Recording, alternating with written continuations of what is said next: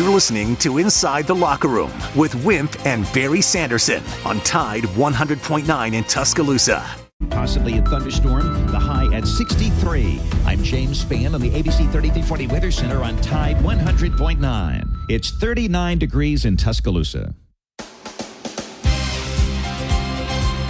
Inside the Locker Room with former Crimson Tide basketball coach Wimp Sanderson and his son, former SEC and ACC assistant basketball coach Barry Sanderson. It's time to take you inside the locker room on your home for Alabama sports. Tide 100.9 and streaming on the Tide 100.9 app.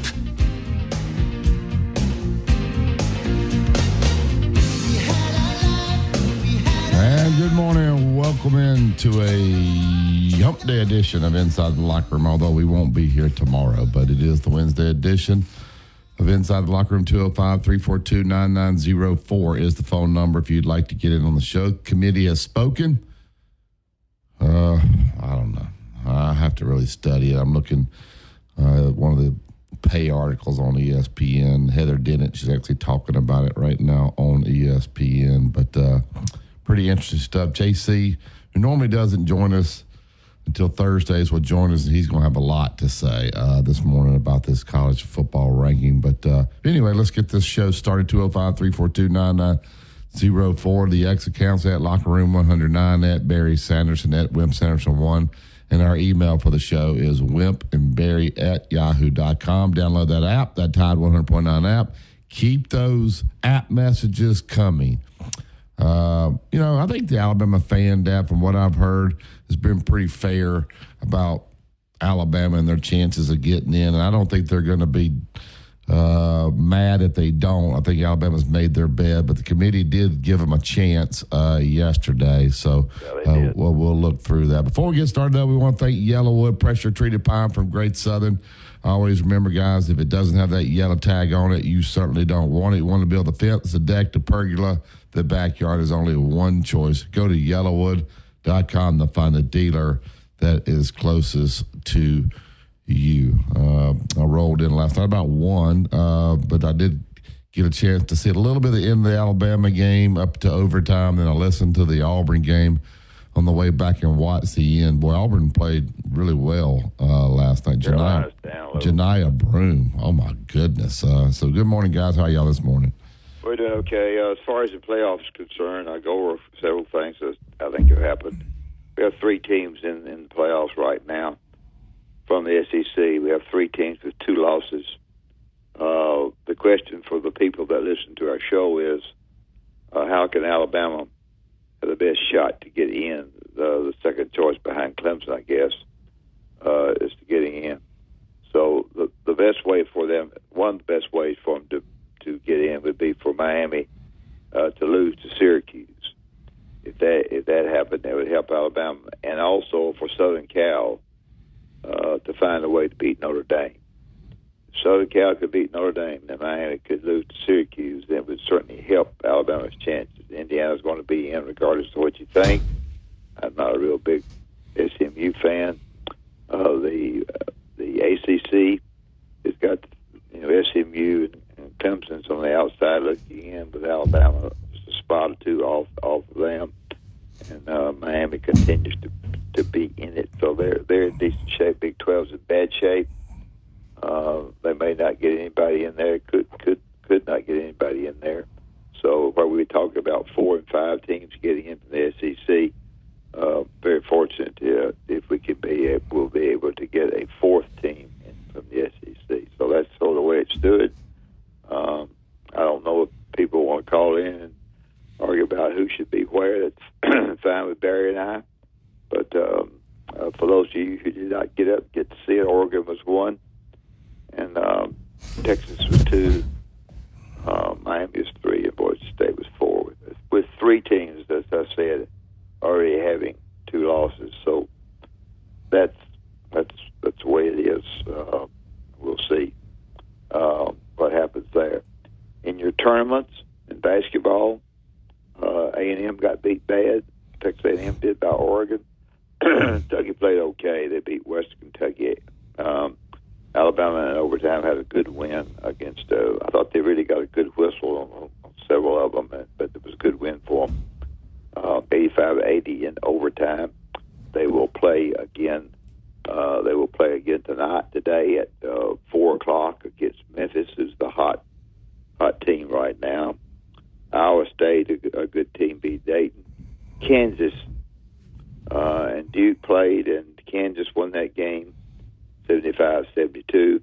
And as Barry has mentioned, Auburn did a good job. They beat a very good North Carolina team. I say very good. I think it's questionable a little bit, but Auburn's good. And Auburn will play Memphis, I believe it's at 4:00 today.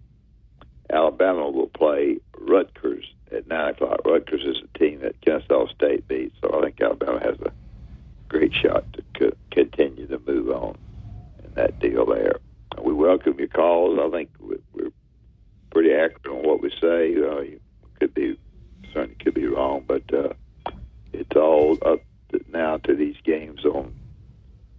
We have the 2 games on Thanksgiving in football. I'm jumping back to that. We have the Georgia Tech game. You know, what else? If Georgia were to get beat by Georgia Tech and lose the SEC championship game, you know, the what ifs start coming out, and we'll see there. Mississippi State and Ole Miss play, which means nothing. Ole Miss is pretty much of it. Clemson and Alabama are the two teams that are outside the door, trying to find somebody. Where can they get in? Well, 3 teams with 2 losses. Arizona, you know, they can slip in, but they got to beat South Carolina. And of course, Alabama. I don't know, Barry. You can tell listeners what you think. I don't know if Barry has to crush Auburn, or can they beat them 20-19 to get in if they were to have the opening. That's it. I don't.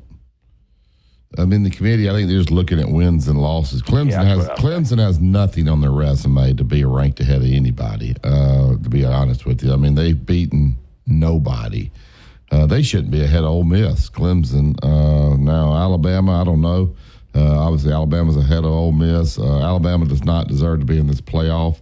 But you know, I guess if they got some crazy help, they could get in it. But I'm looking at Clemson's schedule. They beat App State, NC State, Stanford at home, Florida State, Wake Forest, Virginia, lost to Louisville, beat Virginia Tech, Pitt, and the Citadel. They don't have a top 25 win on their schedule, and they only played, I guess, maybe one top 25 team currently. Now they will take on South Carolina this weekend, and we have a guy up in Anderson trying to tell you that this is the Blue Plate Specials, what it should be. I would be scared of that, to have to go into Clemson. I've seen that rivalry game too many times. Thank you very much. I'm not interested. Yeah, I wouldn't do that either.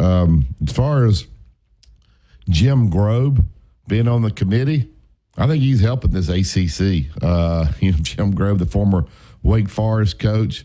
The ACC somehow were to slip 3 into this field. God. So Jim Grobe, and I think JC will tell you this, I think these guys do have some influence on there. It's not now, it's just wins and losses. It's not like big wins. So if you take teams like Clemson and even Texas at number 2 has nothing on their resume.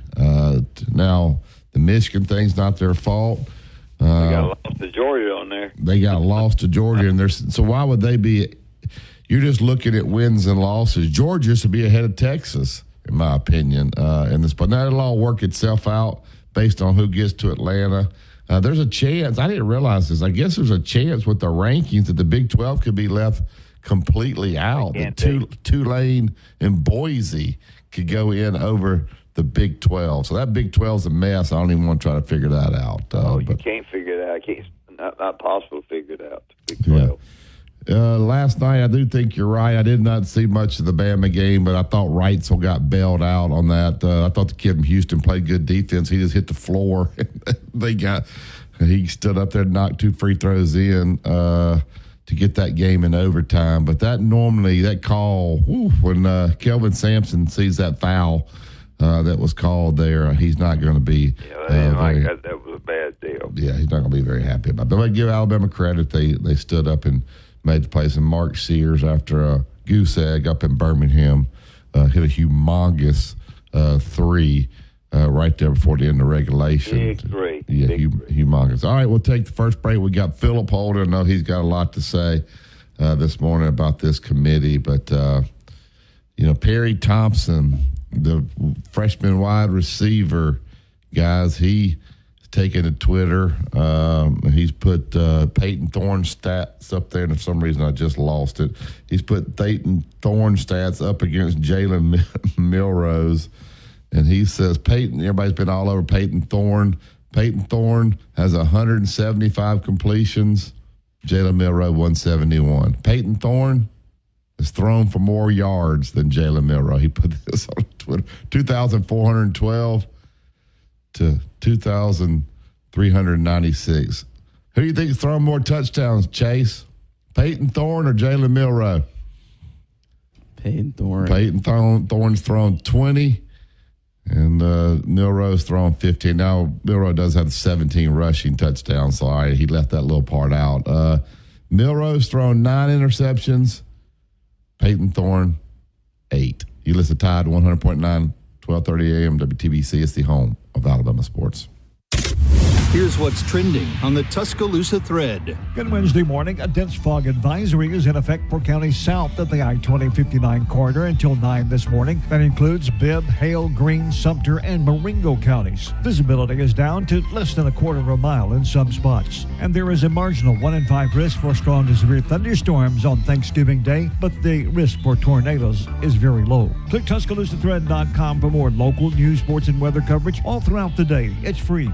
Don Hartley, Town Square Media, Tuscaloosa. Tide 100.9 traffic. Tuscaloosa traffic now from the Townsend Nissan Traffic Center. And same song, different verse. We're moving swell on this day before Thanksgiving. It is extremely light, and you don't have any worries, folks. Inside the construction zone, 2059 looking nice on the eastbound lanes between Joe Malisham and 69. McFarland. Protect your phones, laptops, and more with electronic device insurance. And cover your furry friends with pet health insurance. Visit Progressive.com. That's Progressive.com. Road tripping, business travel, or bringing your car in for repairs. All great reasons to rent a Toyota at Tuscaloosa Toyota. You can rent the latest Toyota models for a day, a week, or a weekend. Every Toyota rental car comes with 24 hours roadside assistance. You still get our free lifetime powertrain warranty. Every in-stock Rogue, Altima, Murano, Titan, Frontier, Pathfinder will be discounted for immediate sale. See BJ or Kylan today. Tide 100.9 Tuscaloosa weather. A partly sunny sky today, the high 66. Becoming cloudy tonight, showers and a few thunderstorms arrive after midnight, the low 54. Thanksgiving Day tomorrow, cloudy with occasional rain, possibly a thunderstorm, the high at 63. I'm James Spann on the ABC 3340 Weather Center on Tide 100.9. It's 39 degrees in Tuscaloosa. The best sports talk in the state. Tide 100.9 and streaming on the Tide 100.9 app.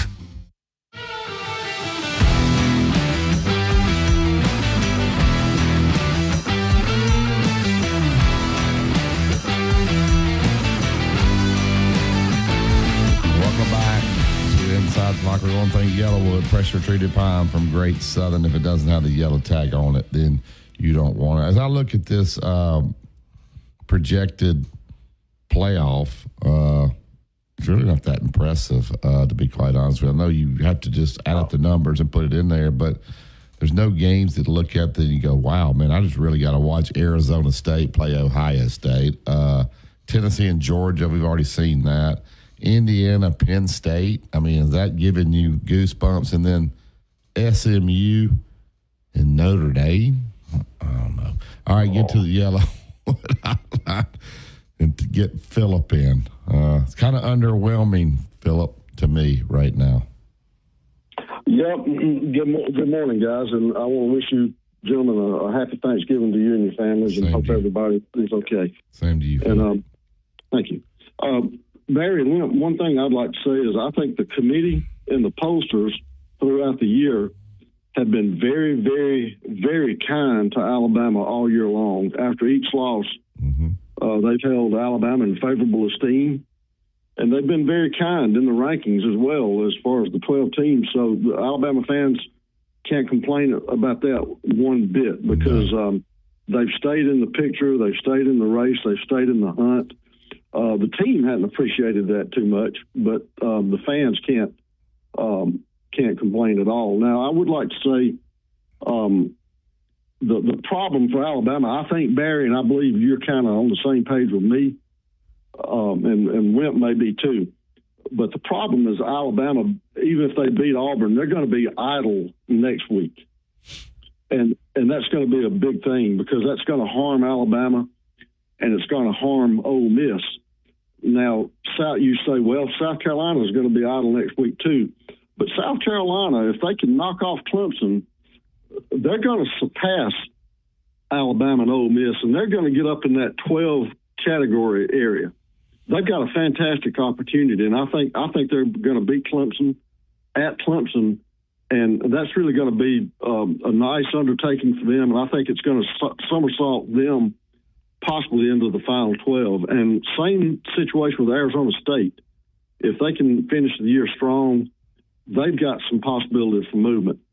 So what may happen is Alabama and Ole Miss, for the first time this year, even if they win their last game, they will actually drop a significant enough amount to no longer be a factor. Well, we only have one more deal before we announce who's in, or we have two more. One more. The next one's the deal. That's what I thought. I think no, that's not we true. have two more than what Philip is. What I'm reading. Yeah, so what Philip's saying is Tuesday there'll be another poll, and then Sunday after the SEC championship. That's the question I asked because he continued to talk about going on to past Tuesday or past whenever past. Two more, I think, rather than one. Yes. Correct. I had text JC this morning about being on because we don't have a show tomorrow, and we were kind of texting, and he said that South Carolina win for Alabama is like carrying the day right now. That's why they're where they are because of that. So they're lucky that South Carolina has not lost since they left Bryant-Denny Stadium, and that South Carolina win is really what's helping them so much because it's certainly not their play on the field. All right, Philip and Dad, both of you guys, give me a reason why you're feeling confident that Alabama will be ready to play on Saturday. I'm not confident. I need a reason to be confident when I watched that team play last week with all that on the line. Is it because the Auburn freshmen are talking junk, which is going to get them ready? Why? Give me a reason that Alabama will be ready to play. Well, I think the junk talk. The Phillips and the people that are calling the show do a good job. They don't have any idea how that resonates in the dressing room and before the game. Because I use my speech the very best. I know basketball is different, but the junk talk they give is a real helpful. I think Alabama. I may use the word somewhat. I think they'll be somewhat ready to play. Oh. Can you imagine? You're saying somewhat like they were throwing another bone. You got one more. You're hanging on for dear life. The committee's giving you one more reason to play well. Philip, he's saying somewhat. That's alarming to me that he's saying somewhat. I'm not saying he's wrong, but and I can understand his words there. I understand. I'm not confident, and I don't understand because, again, and I keep harping on this, if they didn't get it last week, I don't know if they're going to get it this week, how important it is to get into this new arrangement for college football champions. And your percentages have been increased a little bit now that it's gone to 12 teams, which should make it just a little bit easier to get in. But if they didn't get it last week, I don't know if they're going to get it this week. And that just goes to everything that we're concerned about with Coach DeBoer's immediate future. I could be dead wrong. But when I didn't like what he said when and now we're getting ready to play our in-state rivals. Well, it's a little bit more than that. For me. Yeah. In-state rivals, I think it affects recruiting down the line. It affects everything down the line, and so I didn't like that. I didn't like that sentence. Somewhat, Philip. He said somewhat. I did. Maybe I used the wrong name. That's what you feel, and that's alarming to me. And I don't disagree. It is, but it's alarming. It's really alarming. I don't disagree either. And I'll tell you, if this staff doesn't get it, the players aren't going to get it. If they don't get it, is Hugh Freeze okay with these guys talking like this, Dad? I think he's encouraged. Shouldn't be. I'll tell you one thing. I'd have me a meeting with my captain. Well, I mean, but it's keep happening every day, so he's not. I think he's terrible. Yeah. I think he's encouraging. If my guy He must be my guy encouraging. said one word against Auburn, against how we was going to beat Auburn, they'd be under the bench. Well, I mean, you've had guys come out multiple days now doing it, so obviously either they're not listening to him or he's okay. Like Philip said, he's encouraging it, right, Philip? I think he is, and I'll tell you why. He is completely rolling the dice on Auburn winning because he knows that's an opportunity to use those comments for future eye pokes at Alabama and gouging them in the face with their thumb. Because if they win, let me tell you what, those quotes from those players are going to be plastered all over the state. Did you hear Hugh Freeze in the locker room after that Texas A&M game? They had a bunch of recruits in there, and he screamed to those recruits that we need you here. We need you here to turn this thing. Come on. So he. Hey, Philip, I've said this before, but I had a buddy of mine in Auburn write my team the nicest letter about how sorry we were before we played them, and it had an Auburn postmark on it. And Mark Godfrey and them were trying to figure it out if it was true. They thought it wasn't true, but it helped. Mm-hmm. Yeah, I thought about doing the same thing, but I don't know if it helped. They probably wouldn't read it. I don't know if it'd make the blood boil or not. It does.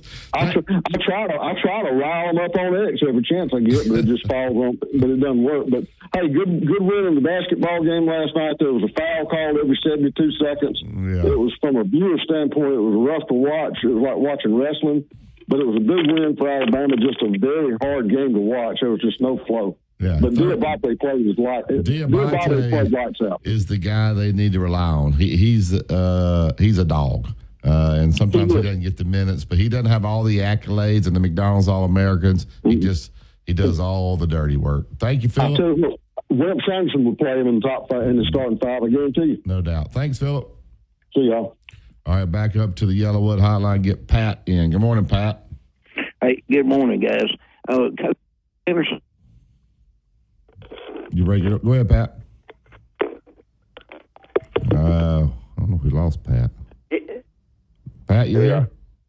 Hey, you there? Yeah, go ahead. Yeah, we lost you there. Okay. Hey, Coach Sanderson, that guy with the redneck pork chop sideburns, he should have fouled out a whole lot earlier.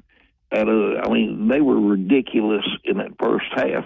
When referees don't get, you've had games where referees didn't get control of the game and then tried to get control of the game. Why was that crew not getting control of the game earlier? Do you have any idea? Alabama played very poorly the first half of the game. They had 7 turnovers before you could play the national anthem. They got straight after that, but they turned that Booker Bear over a lot to start the game. But it was a good win for them. I thought the officiating, and I don't want to say it helped Alabama. It certainly didn't hurt them. Well, that last foul on Wright, so that's the only one I really saw that they got a favorable call on that one. Which he had to step up, make both free throws. Give him credit, he did it. What did you say? Larry, he had pork chops on the side of his head. What did you say? Yeah. All right, Pat. You live, die, and you're pretty honest about Alabama. I hear you. So if they're not doing well, you're pretty honest about it. Are you confident this team is going to be ready to play Auburn at 2:45 on Saturday? I am, and reason being, that's why I was just a McCall. Is Barry, why does the Silk Suits in Vegas have us 2 touchdown favorites nearly? They had 11.5 points. I mean, somebody is pretty confident in something. But my question is, go ahead. What were they favored? Go ahead, Barry. What were they favored at Oklahoma? Exactly. I'm gonna tell you this. I am honest. I want the OC fired, the O-line coach fired, the DC fired, and I do not want to start QB1. Wow. There you go. Now, I like Nick Sheridan as a guy, but how could you put him on the Broyles? Absolutely list? not. Yeah. Hey, 17, when the example of insanity is when something doesn't work, you keep doing it. 17 times they ran Jalen Milroe for 7 yards. How stupid is that? Stupid. Coordinator at Alabama doesn't have a chance. But answer that question. How stupid is it to run the quarterback 17 times and he makes 7 yards when your running backs are moving the ball? When they run the ball, they're going ahead, not behind. Wasn't Sheridan on that Broyles list? I don't care what he was on. Was. Yeah. Does that all I know is what happened at LSU, and then go, because LSU is not a completely gone team. LSU's as good or better than Oklahoma. I may have to start believing Joe about Brian Kelly, the way their defense played, and then the way Brent Venables took that film and played the exact opposite. Venables is a good defensive coach, all jokes aside. No doubt. But I promise you this, that LSU's going to beat that butt this weekend. All right, Pat, we got to get to JC. Thank you, sir. Have a great one. You too, buddy. Bye-bye. All right, 2-minute truck. They're at 1330 Martin Road East. That's where you go pick up your boxes, your packing supplies, whatever you need to make this a smooth move. Whether it's local, out of town, out of state, no problem. Let the professionals handle it. They'll take great care of you and your stuff. 205-247-5050. 2 men in a truck. Movers who care. Tide 100.9 traffic. Tuscaloosa traffic now from the Townsend Nissan Traffic Center. And same song, different verse. We're moving swell on this day before Thanksgiving. It is extremely light, and you don't have any worries, folks. Inside the construction zone, 2059 looking nice on the eastbound lanes between Joe Malisham and 69. .com or Town Square Media Tuscaloosa radio websites. Fill out the Advertise Here form. Put the power of Town Square Media to work for your business. You're listening to Inside the Locker Room with Wimp and Barry, only on Tide 100.9 and streaming on the Tide 100.9 app.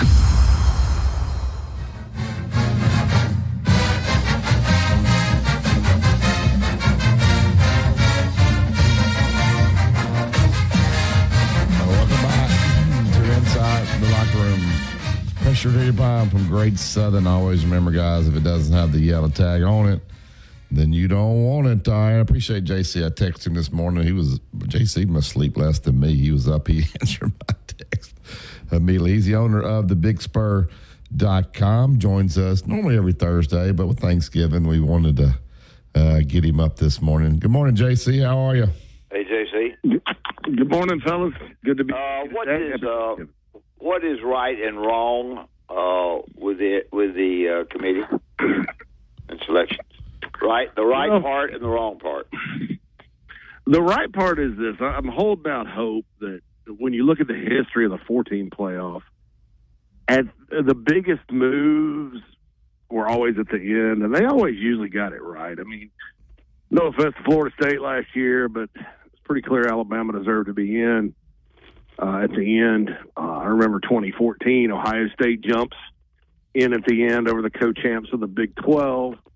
I mean, they put Georgia and Bama. I mean, they usually tinker and tinker and tinker, and then after championship week, it gets real, and they kind of save the more dramatic moves for the end. You don't want to lose late at all, but you really don't want to lose the last two weekends. Okay, so give me those dramatic moves they're going to make. Well, the whole country's talking about the ACC getting 2 in. I still think they'll do the right thing. That's 3 in. I actually looked at who was on the committee, and there's a lot of underdogs on there. A lot of people that when they were coaching, when they were administrating, when they're administrating now, probably don't like the SEC a whole lot. Yep. And so that's right. So you don't know what kind of bias has creeped in. But, no, I don't think the ACC deserves 3 in. I mean, you look at who they played. I mean, Miami was gifted a win against Virginia Tech, who's below average, by the league office. There's no way to spin it. You don't overturn a call like that, even though it probably was the right call. But the call on the field should have stood because there wasn't enough evidence to overturn that. But they won anyway. They almost lost to Cal at Cal, had to rally furiously. Duke had them by the throat. They're getting a lot of mileage out of a win over a Florida team that's fundamentally a lot different now than it was then. So that was way a long time ago. I don't understand it. And then SMU's played absolutely nobody. The one good team they played, BYU, they lost, scored 15 points. They're blowing out garbage. If Clemson beats South Carolina, they have an argument. Although their schedule is not very good either. I mean, it's rewarding teams for not playing anybody, and I don't understand that. I think it's safe to say the Big 12's all getting 1 or 0 in at this point. Although they stacked the deck at the end with a bunch of Big 12 teams that are not that good, just to kind of boost that. I don't get it. I think it's when we went to 12, the whole purpose of going to 12 was, okay, you're going to be able to get in with your conference championship, right? We're not going to leave conference champions out anymore, and we're going to have the group of 5, represented. But after that, let's get real about it, right? That's the whole point of going to 12. I've said it before. These people are ranking teams like it's 1998, and we got the BCS. And that was the format back then. Yeah, you don't lose late. Yeah, you can't have more than 1 loss. But with a 12-team format, the point is get the best teams in. And you just can't sit here and tell me that Miami and SMU and even Notre Dame and Indiana and Penn State and all these teams that are ranked higher have faced the level of competition, played in the environments, been challenged physically like the teams in the SEC. Let's use some common sense here. The SEC's not down. Alabama's down from the standard it was at. Georgia is still good. They've been put through the meat grinder. Nobody's had to play in Austin, play in Oxford, play in Tuscaloosa, and then play at home against Tennessee, and then play Clemson on a neutral site. I mean, Georgia's gone through the meat grinder, right? But the perception is they're not undefeated, which is easier to do when you have the East and the West. You don't play Alabama. You don't play Ole Miss. It's easier to do it then, but now it's not. And so that was the whole point of the playoff. I think that's why Sankey played nice. Because he obviously obviously the SEC could just go do its own thing with the Big Ten, invite the top 8 teams from those other conferences, and they're relegated to group of 5 steps. That's the reality of it. So I think it's been candy butt a little bit. I think that they need to revisit this.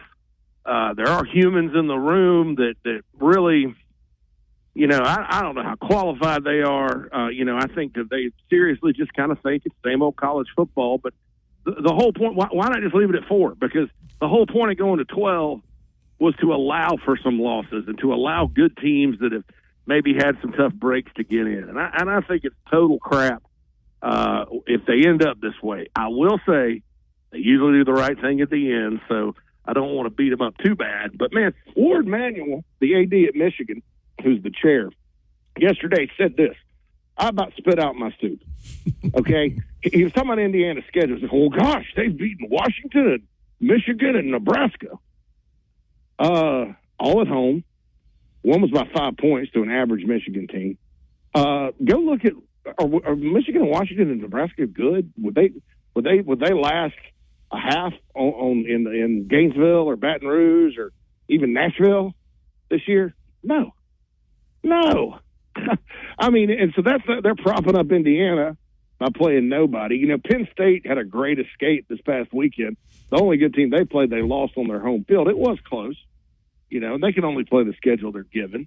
I could see them being the second team. But, I mean, it's just, one of these things is not like the other. And, again, I'll go back to this. Who's the highest ranked team in the SEC? Texas. Who had the easiest schedule in the SEC this year? The Texas. That's why their most impressive win, honestly, is a 52-0 win over Colorado State, who's a good Mountain West team, in the first week of the season. Otherwise, it's a 3-point win at Vandy. They played one good team, and they got smoked on their home field, yet they're third.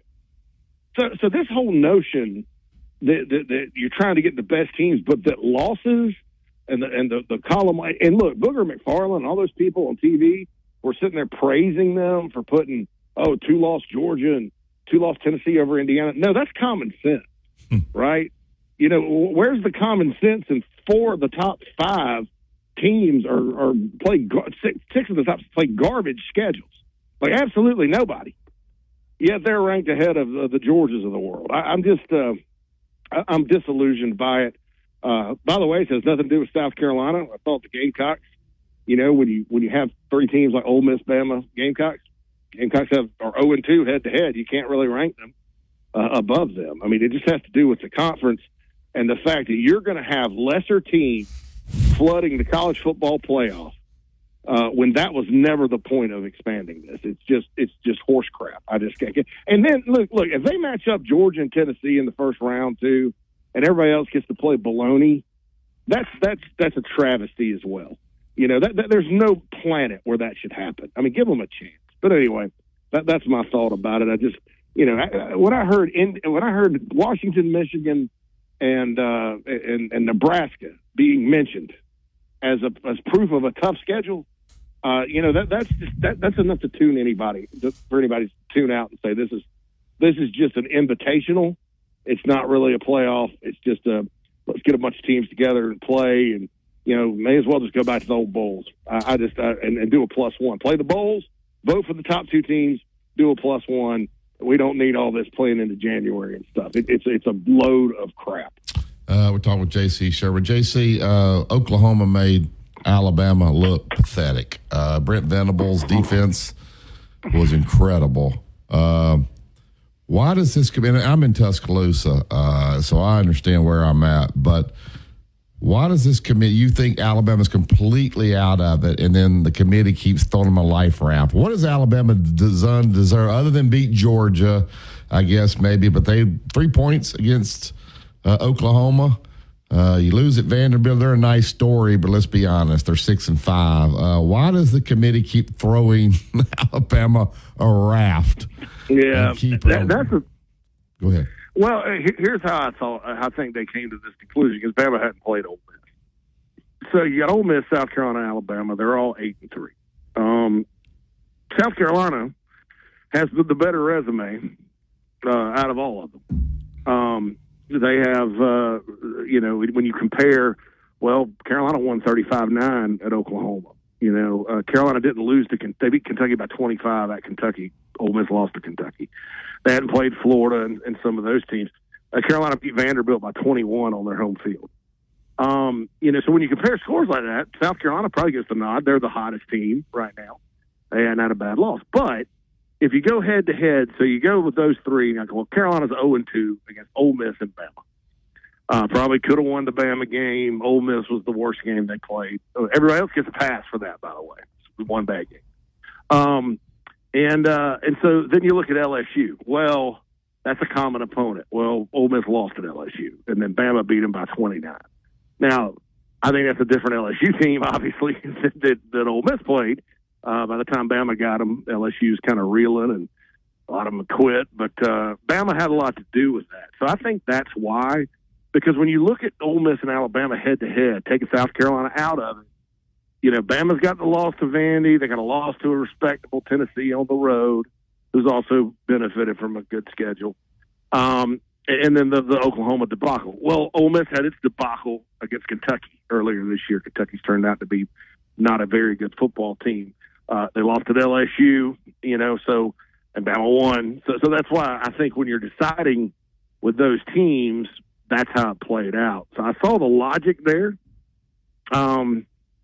But, you know, if you kind of get down to it, you know, both Bama and Ole Miss do have some questionable losses. But, I mean, Ole Miss probably, though, by the fact that they lost at home, to Kentucky instead of at Vandy or at Oklahoma, that probably factors in as well. Yeah. Yep.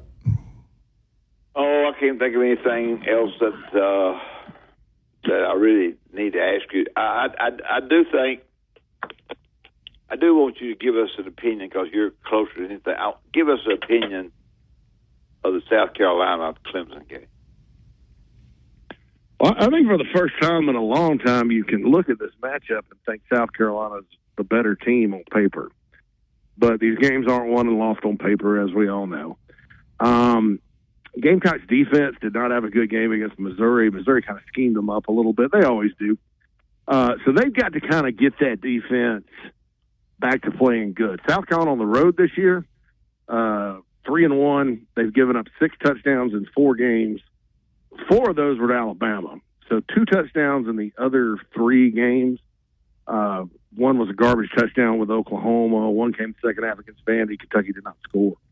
So South Carolina's defense has played very well. They played, this has been a really good road team this year. Historically, South Carolina plays better at Clemson than they do in Columbia. There's a lot of reasons for that historically, but that's the deal there. Carolina's 5-1 against Clemson when both teams have been ranked the last 6 meetings. They're 4-3 noon kickoffs. Yeah, when the best team usually wins this game. And so, yeah, when both have been ranked, the Gamecocks have usually won it. And, so all that kind of sets up for the Gamecocks. Clemson's offensive line has some injuries. Carolina's defensive line, obviously, is one of the better ones in the league. And Clemson has not played anybody since Georgia that's even close to South Carolina. That being said, what concerns you from a South Carolina standpoint is Clemson's ranked high enough now. They know they're in the playoff. All those good recruits they have had, they're all talented guys. They know they came to Clemson to go to the playoff. Dabo's going to preach that all week. They're at home. They can go out and play their best. They can beat South Carolina, obviously. And so you kind of think, the question becomes, guys, has Clemson been bored? Because you kind of look at who they played, and they kind of didn't show up for Louisville. Louisville beat them, but, they kind of toyed with Virginia Tech, won in the second half. Almost got beat at Pitt on a miserable day, and found a way to win. And they've won in different ways too. There's been games where defense has shut the other team down. Their offense has struggled. There've been games where it's been the opposite. They've won in shootouts. Teams that win in different ways. The one common thing with them, no matter how talented they are, no matter how they match up, the one thing is they know how to win. And so you wonder if you get Clemson's best game, South Carolina maybe doesn't play well, loses the turnover battle. Clemson could win the game handedly if Carolina doesn't play well. So I think that it's a game that presents some challenges for both teams. But probably the wrong team's favorite. Clemson's -2.5 right now. It opened at 5, but probably the wrong team's favored. But 2.5 on their field, that essentially it's a pick 'em. So I think if South Carolina plays its game, plays like it's been playing, tightens the defense up. There's been some mistakes on that side, coverage assignments and stuff. They'll probably have a good day. But Clemson starts getting the ball on the perimeter. Their receiving core's young but good. Klubnik has a great day, escapes pressure, fires it down the field. Their defense comes to life and mauls South Carolina's offensive line, which is still, average. It could be a long day for the Gamecocks. So, and the reason I don't know, I'm not confident either way on this. It's just hard. It gets back to my playoff argument. With the teams Clemson's played and kind of the way their games have gone, it's just hard to get a beat. I mean, for the first time in my life, I can honestly say I don't know a whole lot about how good or bad Clemson actually is this year. First time ever. I've followed Clemson my whole life. First time ever. All right, JC, you live in the NIL world, so I think you can answer this better than Dad and I. At one point during the season, they had Milroe going to New York, and Mel Kiper said he was going to be the number 1 quarterback off the board. I'm sure that's changed. He did not, and I'm not saying one game, but those picks against Oklahoma were pretty bad. But he has a good resume, and he has some games where he's just been absolutely dominant. I don't know where he falls in the draft. If you were advising him, would you advise him to come back to college, possibly get in the portal, see what he's worth. What would somebody pay for him? Maybe come back, have a great senior year, and play his way into the first round where he gets a lot more guaranteed money on the front end. And what is he worth in the portal if he got in there? What would a team pay for him? And what do you think he should do? Do you think he should at go? Least 7 figures. I'd just go pro. I mean, he's been a starter for long enough. They have enough tape on him. Like you said, it's one bad game. He's had some really good games. They drafted Anthony Richardson fourth, man. I mean, these guys in the NFL, they're arrogant. They're like Jehovah's Witnesses. They can save everybody. They can save everybody. Does that help Milroe or hurt him, Anthony Richardson? I think it helps because they don't care. They don't, cause if you got, the Colts may not draft it. Yeah.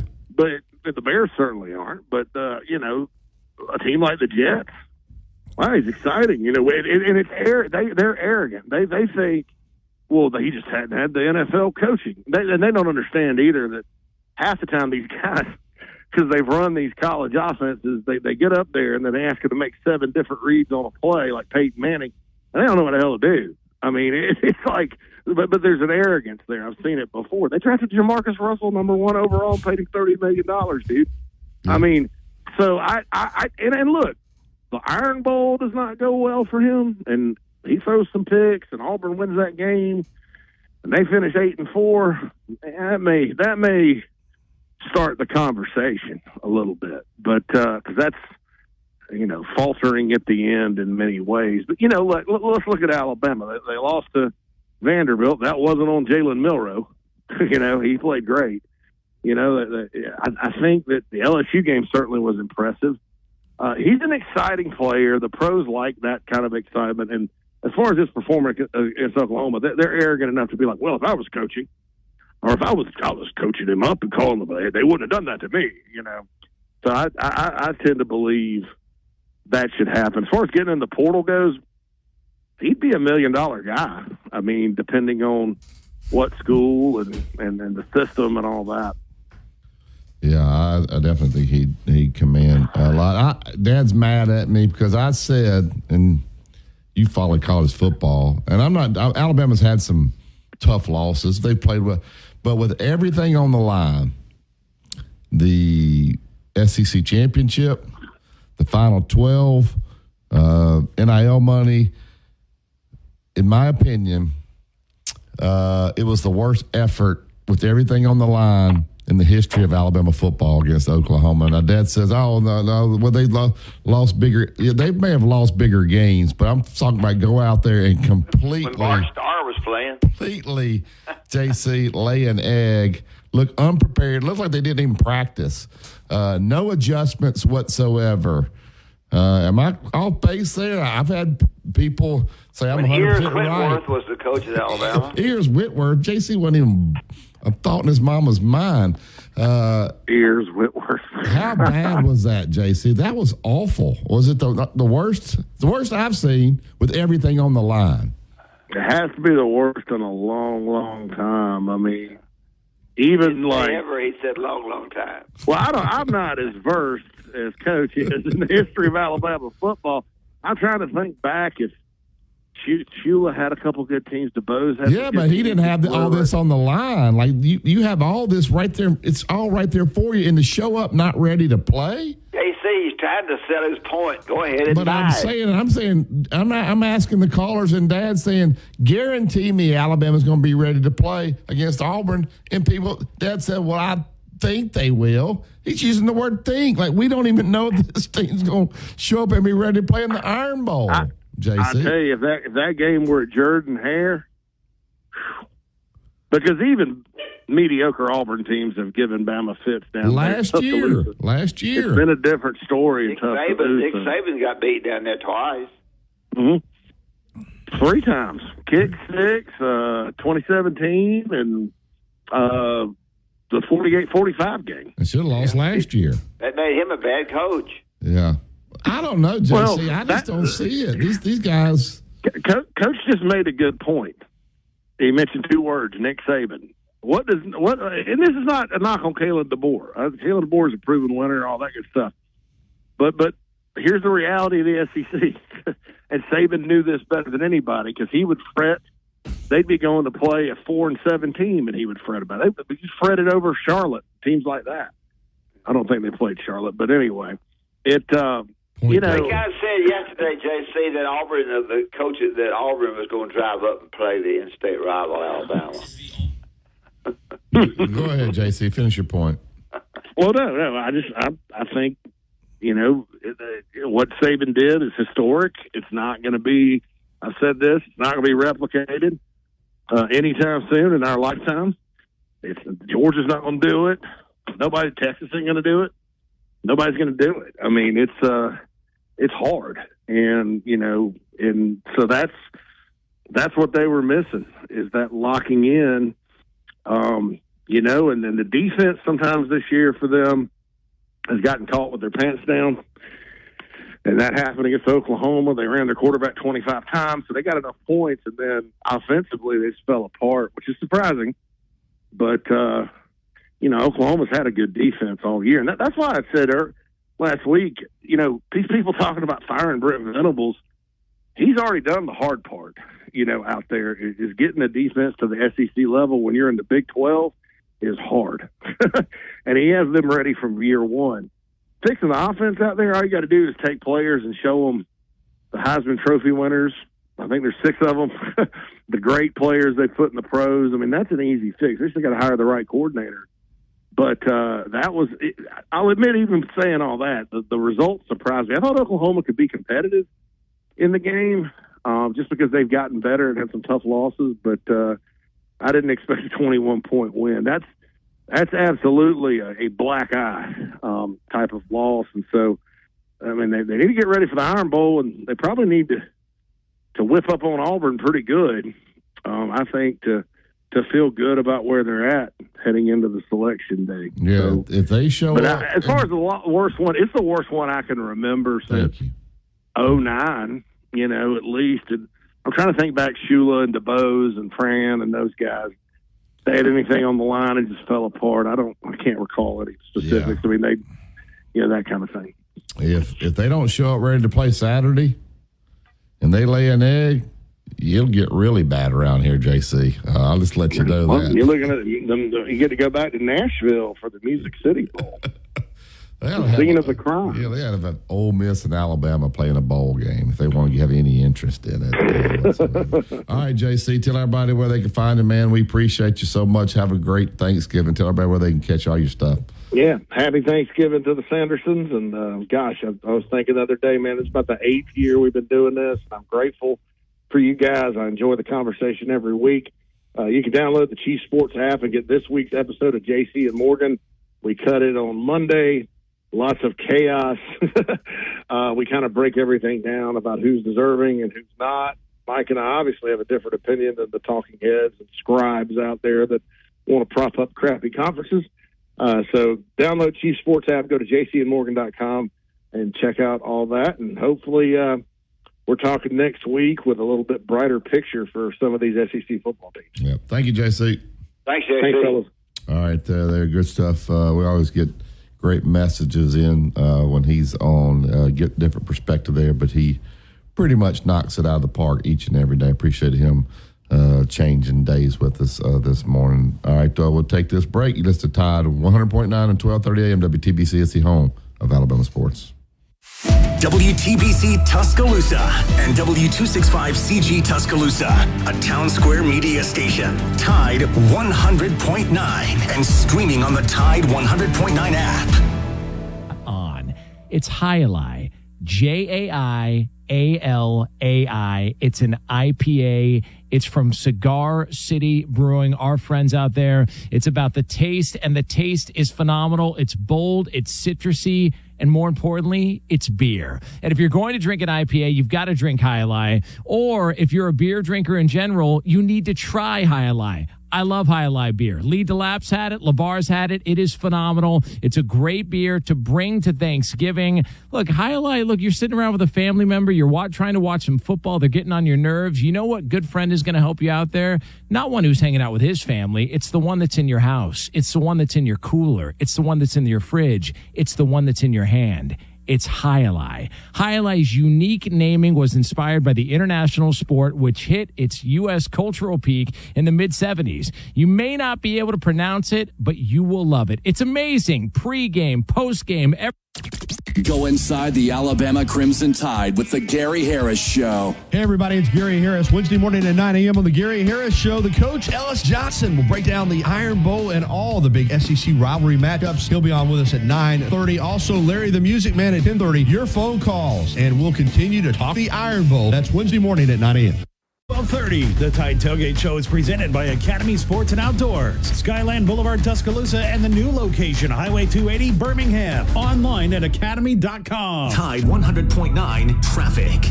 Tuscaloosa traffic now from the Townsend Nissan Traffic Center. If you've made plans for travels during this time of morning, you are all good to go. Traffic is still smooth sailing across the area. We picked up a little volume in a couple of spots. Skyland Boulevard, it's patchy but steady.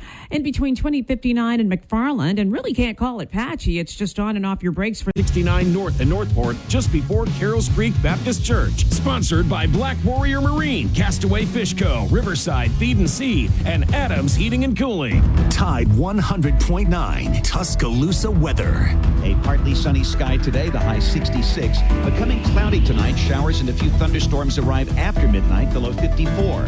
Thanksgiving Day tomorrow, cloudy with occasional rain, possibly a thunderstorm, the high at 63. I'm James Spann on the ABC 3340 Weather Center on Tide 100.9. It's 41 degrees in Tuscaloosa. Inside the locker room with former Crimson Tide basketball coach Wimp Sanderson and his son, former SEC and ACC assistant basketball coach Barry Sanderson. It's time to take you inside the locker room on your home for Alabama sports. Tide 100.9 and streaming on the Tide 100.9 app.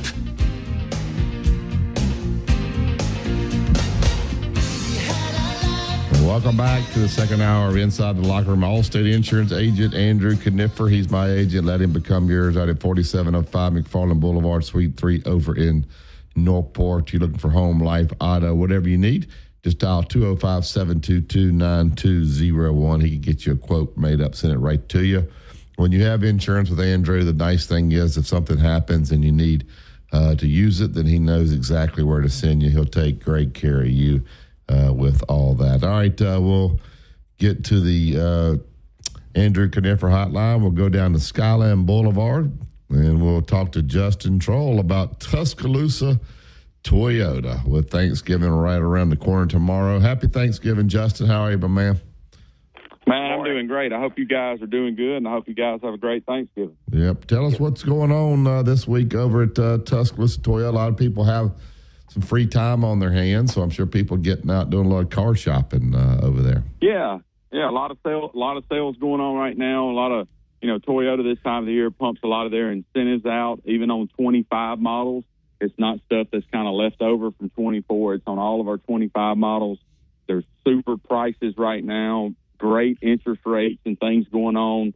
So the best way to find out about all of it is to jump on the website, TuscaloosaToyota.com, where you'll find it all. You'll find the markdown prices.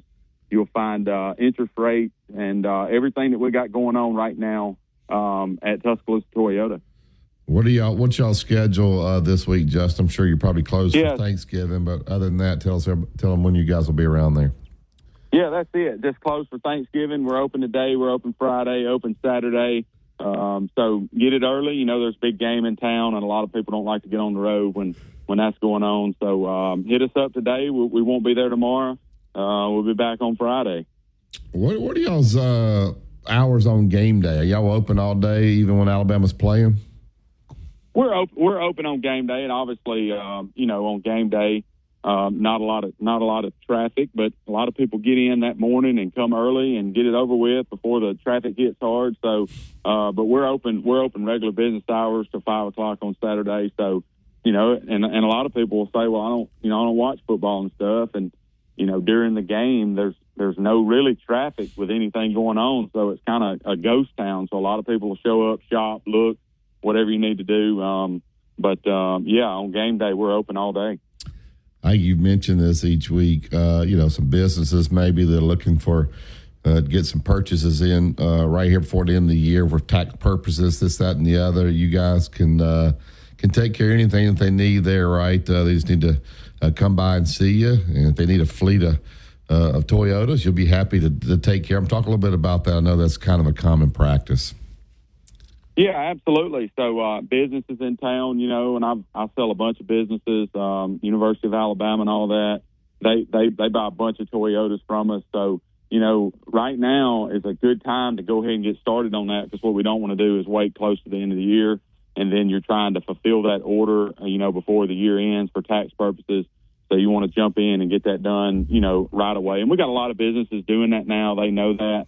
But if you are one of those people that are looking to get it done before the end of the year, don't wait to the last minute, because, you know, we may have to reach out and get you something that maybe you don't see right there on the lot. So we'll make it happen, get it done right now. And all of our incentives, so, for instance, the month will end, you know, this weekend, but all of our incentives will roll into December. So whatever we lock down, you know, right now for you, that incentive will still be there next month. Yeah. That. Oh, I don't have anything. I hadn't had a chance to get by there to get mine tuned, but I guess I can slip in the back door, can I? Oh, yeah, absolutely. We'll get it taken care of. Ain't no problem. Do you notice what he said? Slip in the back door. You know what that I know means? what that you know means. what that means. That means move to the front of the line. That's right. I don't want to wait.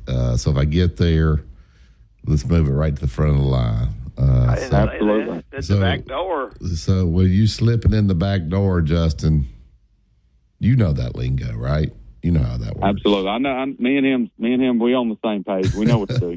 All right. You got any big plans for Thanksgiving? We don't. Just, you know, normal deal. Just get together with family and, you know, do the do. So looking forward to it. Looking forward to not really having a whole bunch on the agenda. Just kind of relax.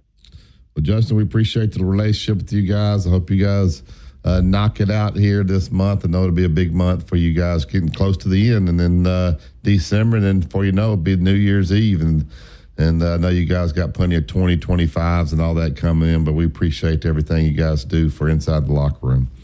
Yeah, absolutely. And just jump on like I said, just jump on the website. You can get started right there and get everything done. And it may be renting a car over the holidays, so you can get on the website, see what we got, lock that car down before it's too late, and rent you whatever it is, from a Sienna van to a Toyota Tundra. We make it happen right there at the website, TuscaloosaToyota.com. Have a great Thanksgiving, Justin. Thanks, Jeff. Thank Y'all you, sir. too. All right. Yes, sir. Go to TuscaloosaToyota.com. All right, get up to Tuscaloosa Toyota hotline. We'll go all the way to Dothan, Alabama. Get Little Al in. Good morning, Little Al. Good morning. Good morning. Happy Thanksgiving, guys. Thank you. You too. Hey, you know, Coach, you're talking about Ears Whitworth era. That reminds me, there's a dude down here from Dothan named Jim Lofton, and he was a running back. I knew Jim Lofton real well. He was huge, and his claim to fame is he never lost a yard rushing. Yeah, he's running back. Wait a minute. Never lost a yard Jim rushing? Lofton was some player from Dothan, boy. Wow. Never? Yeah. He didn't fall down one time? That's what I said.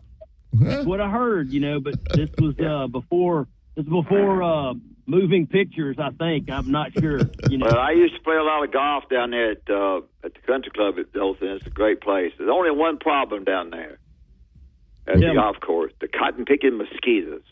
They'll bite you. They'll bite you left and right. You like the gnat? The gnat? No, I don't like the gnats either. I don't like them mosquitoes. Well, if you would keep your ball in the fairway, you wouldn't be where the mosquitoes are. I tell you what, you could go inside the building in the pro shop to eat, get something to eat, you find a mosquito. True. Hey, but I want to talk a second about Barry's question he keeps asking all the guests, and I don't think people really understand this. I mean, Barry, Coach talk about Ears Whitworth and all that mess, but you are completely 1,000% correct that this is the worst loss with this much riding on it in the history of Alabama football, because you're talking about the continuation of the legacy. You're talking about NIL, you're talking about, all the recruiting that goes along with it. You're talking about establishing, we're right in the playoffs like we always are. I mean, you name it. And then the implications down the line, you talk about giving, credence to the arguments that, he's not the man and all that stuff is just a really, really bad total happenstance. And I just can't say it enough, man. We did not look prepared. It looks like we didn't practice. And God forbid it looks like we had money on the game or something stupid like that. I mean, that's the kind of stuff that I saw. And the effort, just Kobe Prentice out there can't even get a nick on the guy that comes in and intercepts the ball on that throw out to the wideout. Then, Milroe's effort on trying to make the tackle on the other one. It just blows my mind that you would disrespect an opponent like Oklahoma, which, by the way, they need to turn in their blue blood card for storming the field. That was ridiculous. But I don't know. Well, I think you said it perfect. Now, do you have confidence that Alabama will be ready to play against Auburn? No. Yeah. I don't. Yeah. Because let's talk about it for a second. This is his first Iron Bowl. This whole crew, pretty much, with the exception of a few that held over as far as coaching staff wise. I think you've got some players on there that understand it, but if the coach is not experienced it, I have a hard time. I'm just glad that it's in Tuscaloosa. I think that should prevent it from being, goofy. But at the same time, y'all, I worry. I worry that there's not an understanding yet of what SEC football is, and we've been playing in it all year, and to have that kind of a hiccup and knowing we've not played exceptionally well on the road, all of our losses have happened on the road, and we got a lot of learning to do over this off season, and I just hope we don't mar the rest of it by loss to Auburn. The game's in Tuscaloosa. Yeah, game's here. But, I know. I'm saying it. Yeah, I'm glad it is. Yeah, no doubt. Lil Al, I think you knocked it out of the park. Thank you for the call. Never lost a yard rushing. I'm gonna check that one. Loftus is a great player at Alabama. Thank you, Lil Al. All right, hey Tony, call back. We got to get Bill Cameron on, but I always love talking to Tony because Tony, he's forgotten more football than we know. Well, he's probably going to side with you too. Well, they've already all sided with me because it's right. It's true. You're being soft on them based on that performance at Oklahoma. All right, we'll get to Bill Cameron. Find out if Hugh Freeze is he telling these guys to put the bulletin board material about that out there. I'm going to ask Bill when we get back from break. That's Tide 100.9, 1230 AM WTBC is the home of Alabama sports. Tide 100.9 traffic. Tuscaloosa traffic now from the Townsend Nissan Traffic Center. It's been quite a pleasant morning, and it just continues on this day before Thanksgiving. Moving nicely inside the construction zones, McWright's Ferry Road extension between Rice Mine Road and New Watermelon Road. Now, you do have that road work again, but no delays. Also, looking at 2059 eastbound at 359. I think. Discover is accepted at 99% of places that take credit cards nationwide. Based on the February 2024 Nielsen Report. Crimson Tide Today is presented on Tide 100.9, WTBC 1230 by BMW of Tuscaloosa. Online at bmwoftuscaloosa.com.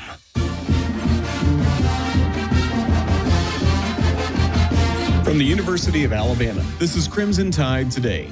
It's a daily update on Bama sports, and it's brought to you by Conecuh Sausage, a true Southern flavor since 1947, and the official smoked sausage of the Crimson Tide. Visit online at ConecuhSausage.com. Hello again, everybody. I'm Roger Hoover. On yesterday's edition of Crimson Drive, driven by NASCAR, we were joined by Alabama quarterback Ty Simpson. When you started to learn about the offense, what did you like about it, what these guys do? Yeah, I mean, of course, who as a quarterback, who doesn't like throwing the ball down the field? You look at the Michael Penix and the Washington guys last year, man, they're throwing it, 30, 45 times a game. Like that made me happy for sure. But I think the biggest thing that I really enjoyed is just, how much they just want you to play. I felt like, during my first couple of years, I felt not robotic, but I almost felt like that, I didn't play as free because I wanted to do things the exact way, where at the end of the day, it's always, it's a game. Just because they're playing this coverage doesn't mean that the ball has to go here. I'll have more in a moment. Favorite jeans, favorite shirt. Got Conecuh sausage and I'm firing it up. Yeah, everybody knows it's how I get my grill on. You can smell that flavor up and down the road. It's a little taste of heaven, and everybody knows.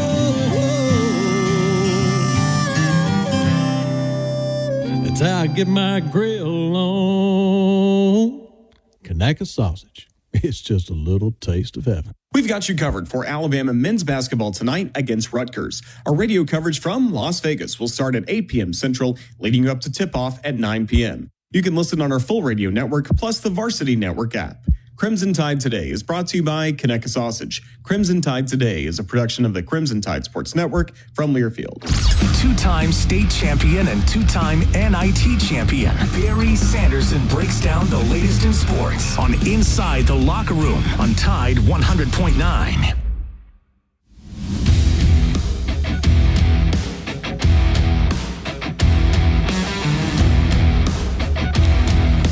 Welcome back to Inside the Locker Room. All right, we'll get right to the Yellowwood Hotline. He's the ESPN 106.7 The Drive down in Auburn, Opelika, every day, Monday through Friday, 4 to 6. Joins us every Wednesday, Bill Cameron. Happy Thanksgiving, Bill. How are you, sir? Yeah, Bill. Happy Thanksgiving, guys. Doing fine.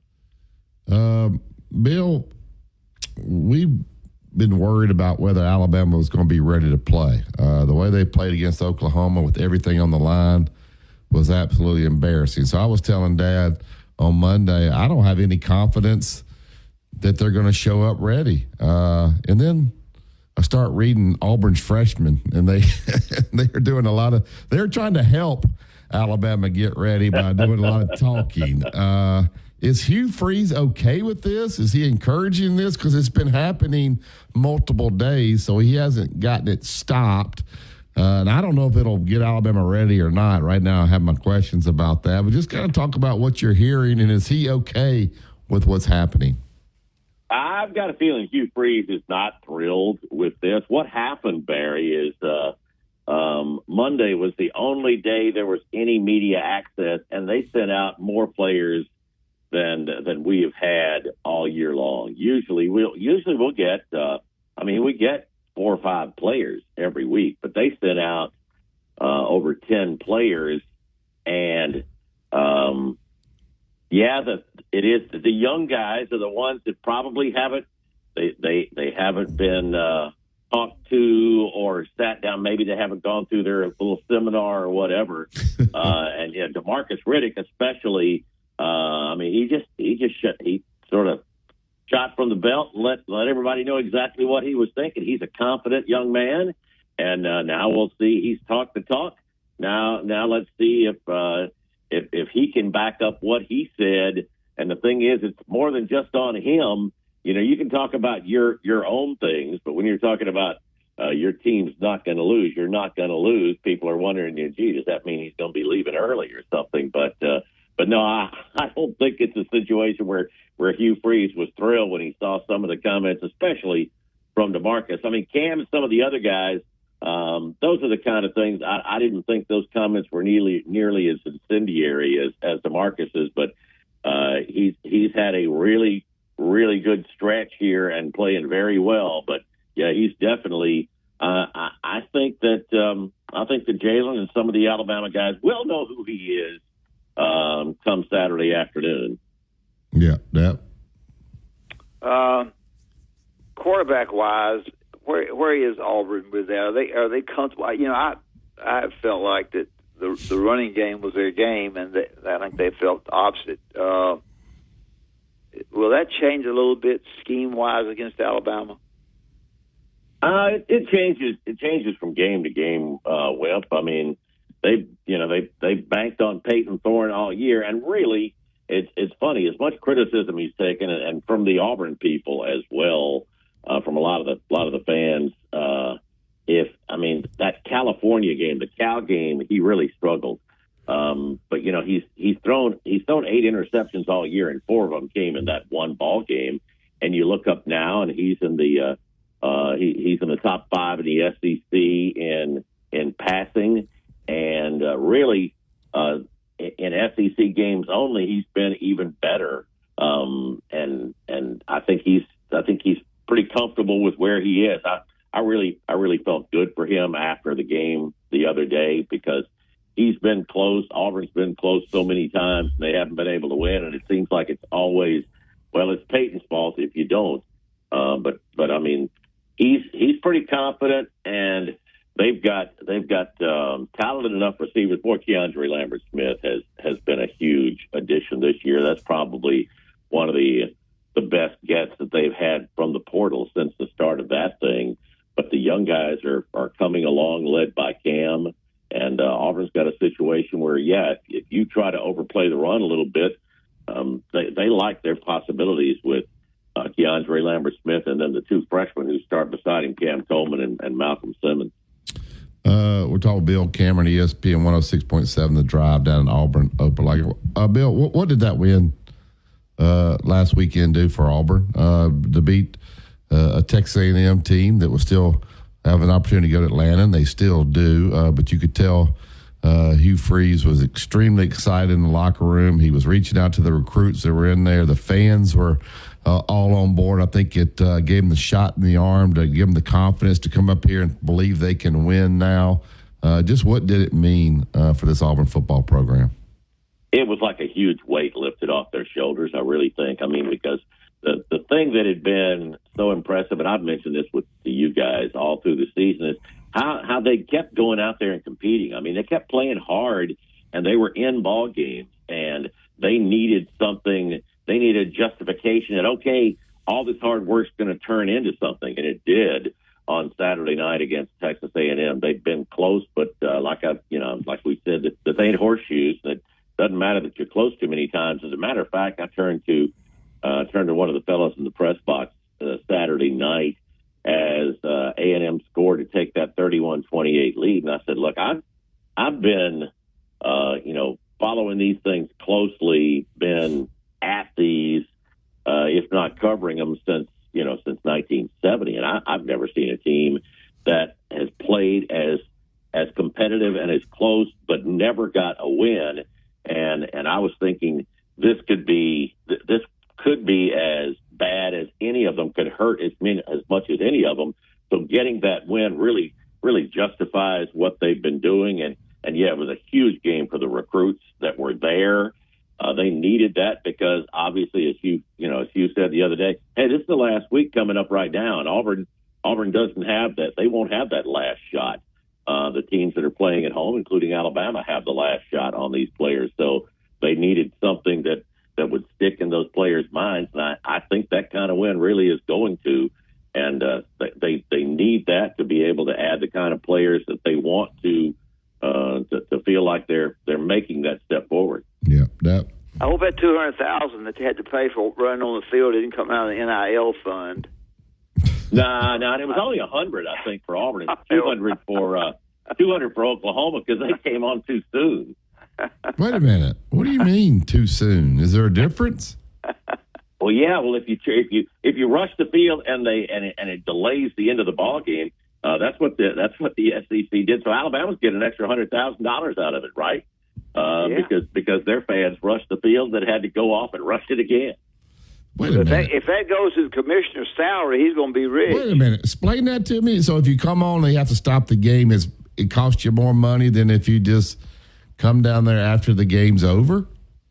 Well, I'd never heard of that, Barry, but that's what the SEC release said they did on Saturday. I guess they're setting new precedents now. Now we know it's up to $500,000 to your third. Remember when it didn't used to go to the visiting team? It used to go to the commissioner's office to supposedly then be spread out among all the teams. But yeah, like that's going to make you feel a whole lot better when you play a ball game that the other team, that the other fan base rushes the field for. I guess they just take it out of the money when they go to Destin. They get that 60-something. Yeah, they just take $100,000 out. They don't even see it. You don't even feel it. You're right there. Just take that. Okay, then let's see. 63 million. Subtract 200 from there, add 200 more to Alabama. Yeah. North Carolina has just become one of us. I'm not taking anything away from Auburn because Alabama's got to play them too. It doesn't matter, but they've kind of become one of us.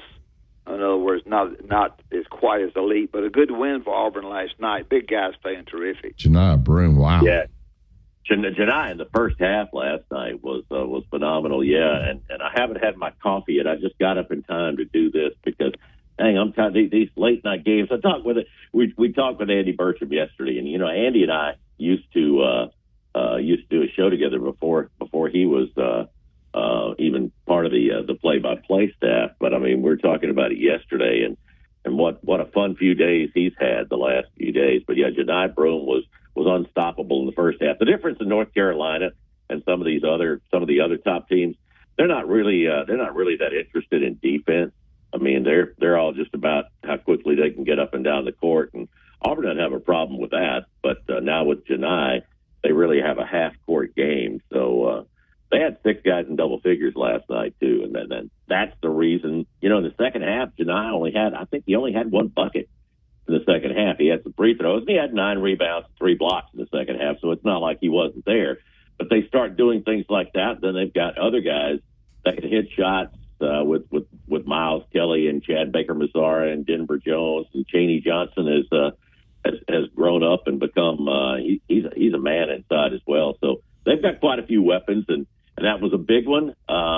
Memphis doesn't look like they're going to be easy tonight, but so far so good here on this stretch. That's going to wind up with a trip to Cameron next week. Yeah, Memphis has played well. Wow, you'd never think that. Connecticut would lose 2 games over there. You would think maybe Auburn, Connecticut would play. It's kind of weird. I guess Auburn plays at 4, and there's other games later on tonight. It's not the last game in Maui. I'm not sure why they do it that way, but I'm sure there's a reason. Connecticut's the 7th place game, Barry. Yeah, but why do they not play the Auburn game last over there, Bill? Well, they sort of do it as it's supposed to be a reward, and it's also for TV, so you can get the ball games on with the other games that are going on. At this time of year, they sort of stagger it like that. I don't know how much of a reward it is when you play a ball game that ends after midnight and you have to turn around and play at 4:00 in the afternoon. Yeah, I mean, I know the time change is a lot different over Maui, but yeah, that's just strange. It's always been like that. We went one year at South Carolina, and it's like that, but it's not really a reward when you got Auburn having to turn around that fast, and they're playing at 4, which as far as recruits and all that, you kind of want to be the primetime game, but it is what it is. So it should be a great game. It's better if you're coming out of that the top side of the bracket and you played at a reasonable time. You played at 6:00 last night instead of playing at 10:30. Yeah, a lot of times they do it, I think, and a lot of teams will stay an extra day where they can actually enjoy Maui tomorrow, have Thanksgiving there and fly. I don't know if Auburn's doing that or not. What has been the latest on those? I guess they didn't fight on the way to Maui. Did the 2 guys that fall on the plane? I know we ask you about this every week. Did they get to go? Did they let them go? Yeah. Turtle Hudson's played in both of the games. Ja'Kai has not, the freshman hasn't, but Turtle Hudson's been in both of the ball games. So they're pretty much back to a 10-man rotation. And Ja'Kai was on the bench last night, but it didn't look like he had a jersey. So it looks like he's still working his way back. Are they roommates on the road, you think? They're going to transfer together. Are they roommates? I don't know if they'll transfer together, but I think they are roommates, as a matter of fact. Are they? Well, maybe. Yeah, I think so. Yeah. All right, Bill. Thanks, Bill. What are your thoughts about this Iron Bowl? I think Auburn's flying high. I have no idea what Alabama is going to do. Are the Auburn people excited about this game? I'm sure they are. Your thoughts? You're giving Auburn a chance to win this game? Well, they're a whole lot more excited than they were a week ago. They feel like, they've actually won a ball game, and maybe the players believe that they can win. I think Auburn will go in and look. They've been competitive in every ball game they've played. Georgia got out of control there late, and I wouldn't be surprised if this were something similar. Yeah, you just don't know what to expect from Alabama, although I would expect after that disappointment last week, look, there's still a shot of making it to the college football playoff, and man, there's no way you want to end the season with another stinker the way they played. I mean, it's at home, it's the Iron Bowl.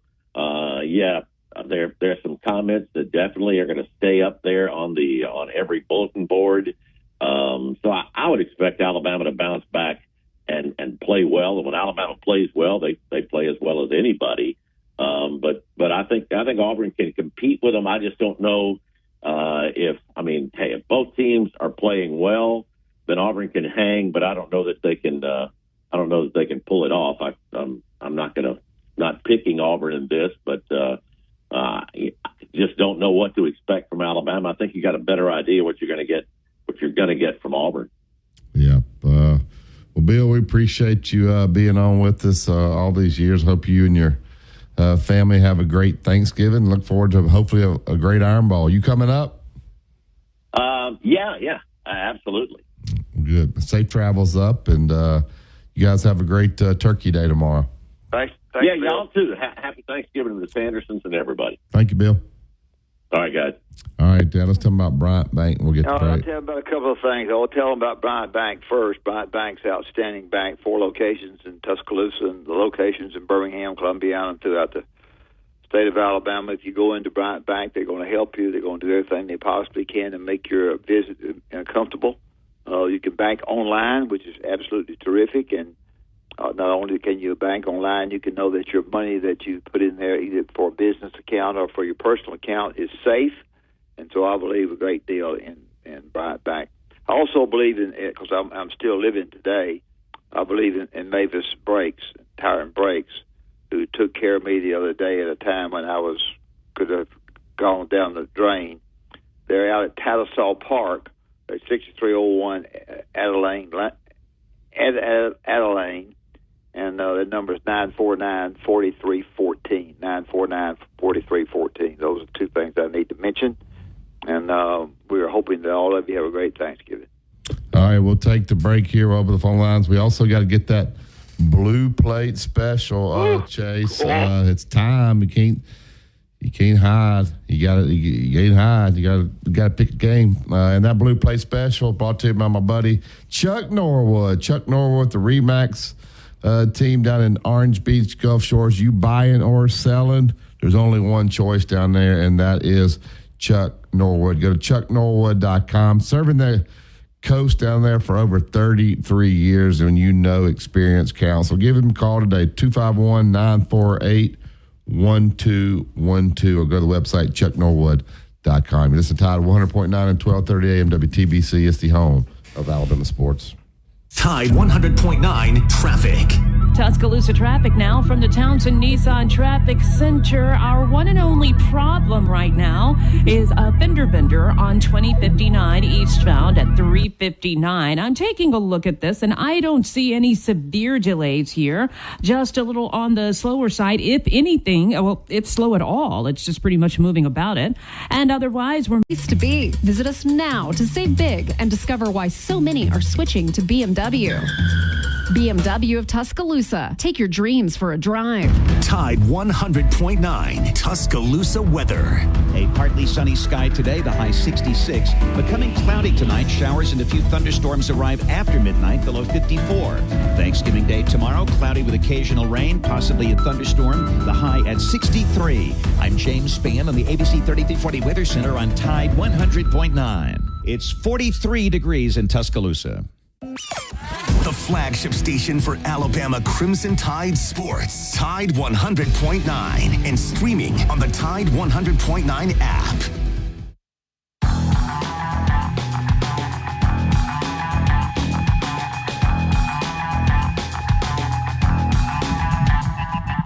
Welcome back to Inside the Locker Room. I get right up to the Yellowwood hotline. We'll go to Birmingham, get Tony in. Good morning, Tony. Good morning, gentlemen. Y'all okay? Yes, sir. How are you? Okay. I'm doing well. I'll talk a little football with you and get to basketball. Barry, I believe that if Alabama comes out and we flop around in this game and we get beat, I believe the pendulum is going to swing toward Auburn for a good while because we'll have to return the visit next year down in Auburn. And historically, we don't play well down there. And I'm hoping that he understands the validity and just the sheer volume of this game and the weight that it carries. I'm not sure he or anybody on that staff does. Maybe Freddie Roach because he played in it. But that is the concern that I had from hiring a West Coast guy in that at that time anyway. Do they really know what they're getting into? It's one thing to coach the game; it's another one to live it. And down here, you talk to the average Alabama or Auburn fan, most of them do know the game. It's not like we don't have pro teams, we don't have pro basketball or anything like that. That's what the South is, especially the state of Alabama. And I'm afraid that if it, to me, it's inexcusable that we go into the two games that we lost after coming off a win, not prepared to play. I get it if we were injury plagued. I get it if we had one guy just have an off game. It's simply not the truth. We were not prepared to play on both sides of the ball in both of those games. Tennessee, they were up to play us. They had the same caliber of athletes, but the other two schools did not. That's a fact. Yeah, and Auburn don't either. Yeah, you would hope. The committee kind of threw Alabama a life raft yesterday. They did. 13. Auburn freshmen running their mouth should help. If those two things don't energize this team to come out and play with extreme effort, focused, then you got big problems over there, Tony. If those things, they've tried to help us, the committee's helped us, and these freshmen are trying to help us. If you come out flat still, then you got a lot of problems over there. And you're exactly right. I've said I was listening to a podcast the other day, and the guy made a great point. He said the reason why he thinks that Nick Saban struggled with Auburn at Auburn in general is because that game means more to Auburn. I think it does because we're basically big brother. And they recruit and sign more in-state kids at the time than we did. And those kids know what it means. Kid from Washington, kid from L.A., kid from Illinois somewhere, in Michigan, all these recruits are getting nationally. They don't give a piss, Barry. Mm-hmm. It's just another game to them. And I think it means more to Auburn. And again, that trash talking they're doing, I feel it's a little bit scripted. And I believe that Hugh Freeze has got a plan to come down here and slap us in the mouth and said, we told you we was going to do it. Yeah. And that right there, if he does that, I just feel if they win this game with less talent, a worse year, a lot worse losses, in my opinion, there's no excuse in that. There's no excuse. We're playing at home, got a better roster, a better team, more to play for. There's no excuse. He better have him prepared to play. Go ahead. No, go ahead. That's well said. Do you think if y'all had to pick right now, is Auburn the best team in the SEC in basketball? I'd say them or Tennessee. I would say, Dan. Has Tennessee played a top 5 team yet? Or 6? I'm pulling their schedule up as they play Tennessee Martin today. Tennessee, they beat Virginia, who's not very good, 64-42. They beat Louisville, 77-56. So they still play good defense. Yeah, so they're holding teams down. They scheduled Virginia and Louisville. They beat Baylor. 77-62. So they got some good wins. I'd say Virginia, Louisville, and Baylor. And then they didn't just beat them, they blew them out. Yeah, so you could take Bama. Would you take Bama, Auburn, and Tennessee, throw them in a cup like Yahtzee and throw them out, whoever has the sticks? You think they're all equal too? And that, I don't know. I hadn't seen them as much, but when I see the Kentucky beat Duke is really good. They can shoot. Kentucky's good. So I would think those 4 right now are at the top of the league for sure. With the game tonight, how do we match up? Rutgers okay? Yeah, I was surprised Rutgers beat Notre Dame last night. So they do have only the one loss to Kennesaw State, who they played them on that Sunday. But I think Alabama should be fine. They're I think it's a 10-point favorite tonight. So Oh, I didn't know that. Hey, Coach Sanderson, you were dead on about North Carolina. They're simply not as good, are they? They just No, they're not. They're just another. Sometimes that happens. I think they all go up and down. So I have to be careful to say that because that takes away from the team that beat them. So, but I don't think they are quite what they have been in past years, and so they've maintained it less than Duke has. Duke has maintained with the coaches leaving a little bit better than North Carolina has. All right, hey, one more thing for both of y'all and get y'all take on this. UConn. They've lost 2 in a row. I know he has a gripe about the officiating. In y'all's opinion, did he take that too far on both cases, or is he just pissed off and bitter because he got beat? Well, he's going to be mad all the time. He's going to be mad, have a bad look on his face, and it's going to make him better in the future if he gets away from officiating publicly. If he wants to have guys privately and jump them, I think that'd been fine. I think he went a little bit. Coach, have you ever done that? Did you ever rail on officiating for 2 games in a row post game? No, I never said much to him about it. I said a lot to him during the game, but after the game, I was careful. Seth Greenberg, he says, "Hey, you say that, and it affects you the next day." He said those officials all go out together. They're all out together. These guys are human, and so when you embarrass them like that, so that I think he's one of these guys that if he's winning, his act is okay. You're okay. Well, if he starts to lose, then that thing could turn. He could do something absolutely stupid because he can't control his temper. Barry, I'm 100% agree with you on that. I thought it looked like sour grapes because he was losing. I don't think had they won by 2, it wouldn't have been an issue. Yeah, so he'd have complained about it, not to the daggum. I mean, he went off the cliff with it. Yeah, so, it was a bad call, but you can see where they'd missed that one. Tony, great call as always. All right, thank y'all. Y'all have a good Thanksgiving, gentlemen. All right, we'll take this last break. Get back. The Blue Plate Special will have to be released. You've had long enough to study. Listen to Tide 100.9 is the home of Alabama sports. Go inside the Alabama Crimson Tide with the Gary Harris Show. Hey, everybody, it's Gary Harris. Wednesday morning at 9 a.m. on the Gary Harris Show. The coach, Ellis Johnson, will break down the Iron Bowl and all the big SEC rivalry matchups. He'll be on with us at 9:30. Also, Larry the Music Man at 10:30. Your phone calls, and we'll continue to talk the Iron Bowl. That's Wednesday morning at 9 a.m. Catch the Gary Harris Show Monday through Friday, 9 to 11 a.m. on Tide 100.9 and Tide100.9.com. Tide 100.9 traffic. Tuscaloosa traffic now from the Townsend Nissan Traffic Center. Our one and only problem right now is a fender bender on 2059 eastbound at 359. I'm taking a look at this, and I don't see any severe delays here. Just a little on the slower side. If anything, well, it's slow at all. It's just pretty much moving about it. And otherwise, collection of Richardson caps and Southern Bred comfort colored pocket tees with our new elephant and high school theme logos. Shop Irvin's today and tell them Van the Boot Man sent you. Mr. SEC Tournament Wimp Sanderson gives you his excellent analysis every weekday on Inside the Locker Room, right here on Tide 100.9.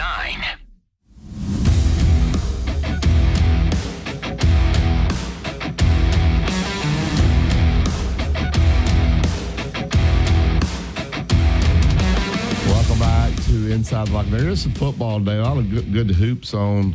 There is some football. Memphis will take on Tulane 6:30 on ESPN tonight if you want to watch football. A lot of great basketball. Auburn plays at 4, and I think Alabama's at 9 tonight. So you can watch the Auburn game, go to dinner, and come back and watch Alabama and take on Rutgers tonight. And then if Alabama wins that game, they'll be in the finals on Saturday to play for the bonus money there as well. So, all right, but we're talking football now.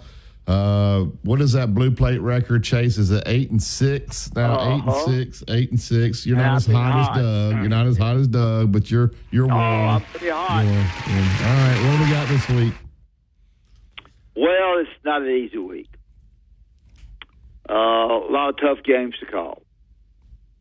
A lot of rivalries to call. When you get to rivalries, you don't know what to call. So I didn't call any of them. I didn't call any of the rivalry. You're interested in trying to win. You're not interested in trying to who I'm picking. So therefore, not picking the rivals because I didn't know 2.5 points here, 11.5 points, Alabama, Auburn, all that baloney. I picked me some road runners to get beat. I picked Army, the Black Knights. Now generally speaking, I've been telling you why I picked another team. I told you last week I picked Tennessee because I thought Tennessee would be ready to play. They'd throw it a lot. They'd score a lot of points. They did. The only reason I picked the Black Knights, so you may want to run from it, was the 7 points. And the Black Knights were playing at home. They're playing Texas San Antonio, Chase. I know that game. That game's Texas San Antonio Roadrunners. Yeah. So they're playing the Roadrunners. And the Roadrunners are pretty good. But 7 points and Army being at home, wanting to go home. Not wanting to go home, but playing at home with a good home record. They haven't lost. And it just being a touchdown difference was the only reason that I picked Army. Because I couldn't find.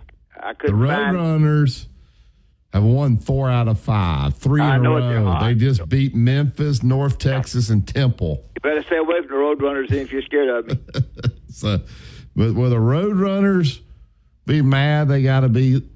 They don't get to go home for Christmas, and they got to go up to Army. Well, if they are, if they get mad, I don't want to think you want to get mad against Army, though.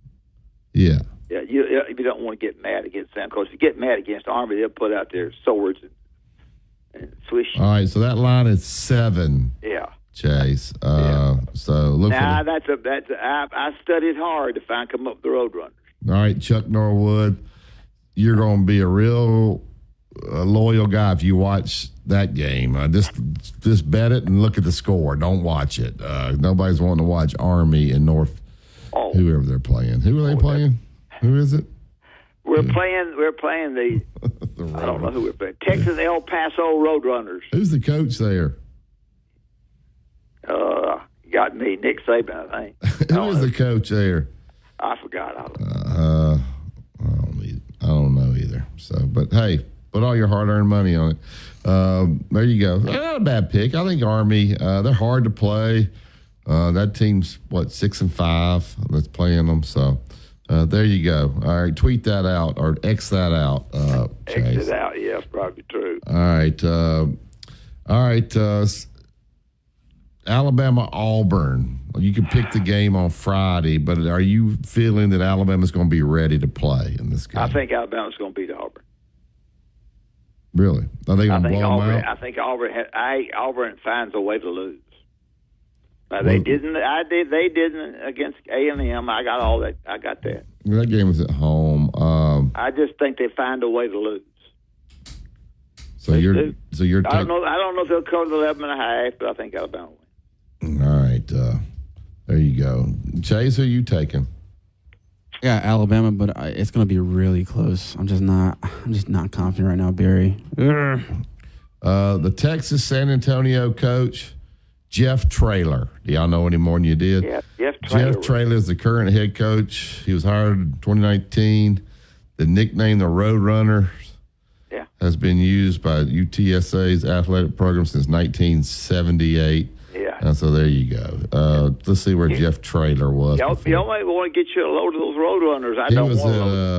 He was at Arkansas as a assistant head coach and running back coach. He was at SMU. All right. Does Alabama? Do they really have a chance? They're 37% chance playoff predictor getting in this playoff. Who wins the South Carolina Clemson game?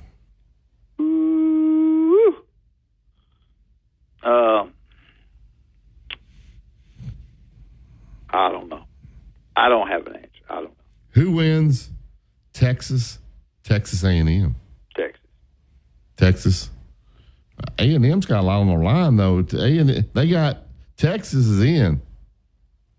A&M's not. All right, I don't know. All right, that's it. We'll discuss. We're going to take tomorrow off, so you guys will, I know you'll be sad. You won't get to hear us, but we'll be back Friday. Chase, man, you the guy. So you have a great Thanksgiving. You're skinny. Eat a lot. Get you a couple extra plates. Get you some dessert. Turkey's overrated, isn't it? I was talking about cooking a beef tenderloin for Thanksgiving. That's good. Turkey's dry. It's overrated unless you have the dark meat. All right. Gary's in, so I'm going to get out of here and make way for the Gary Harris Show. Gary's running late this morning. Yeah.